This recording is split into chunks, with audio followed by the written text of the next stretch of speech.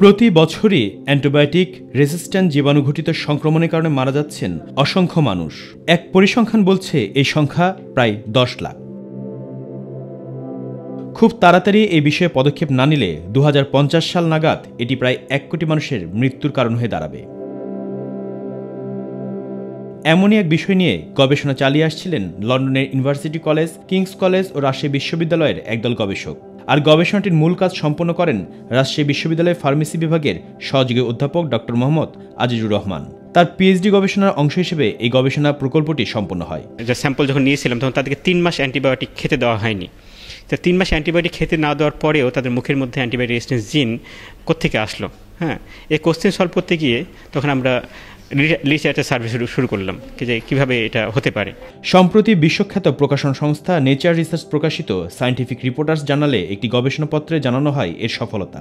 জানানো হয় এমন একটি জিনের সন্ধান পাওয়া গেছে যা যক্ষ্মা চিকিৎসায় ব্যবহৃত ডিসাইক্লোসেরিন নামের একটি শক্তিশালী অ্যান্টিবায়োটিকের কার্যকারিতাকে নষ্ট করে দিতে পারে।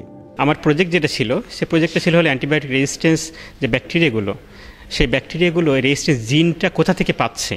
হ্যাঁ, রেজিস্ট্যান্স জিন যেহেতু আপনার ওটাই ব্যাকটেরিয়াকে রেজিস্ট্যান্ট প্রপার্টি দান করে, তো এটা জিনগুলো কোথা থেকে পাচ্ছে সেটা আমি ফাইন্ড করার চেষ্টা করলাম। ডি অ্যালানিন লাইগেজ নামের এই জিনটি ইন্টিগ্রন জিন ক্যাসেট নামের এক ধরনের ক্ষুদ্র ভ্রাম্যমাণ জেনেটিক উপাদানের মাধ্যমে শনাক্ত হয়। টার্গেট করলাম হলো কি যে অ্যান্টিবায়োটিক রেজিস্ট্যান্স জিন আছে কিনা ওর মধ্যে, ওই স্যালাইভার ডিএনএর মধ্যে, এবং সেগুলো কোনো মোবাইল জেনেটিক এলিমেন্ট, ভ্রাম্যমাণ জেনেটিক এলিমেন্টের মধ্যে ওই জিনগুলো আছে কিনা, উপস্থিতি আছে কিনা।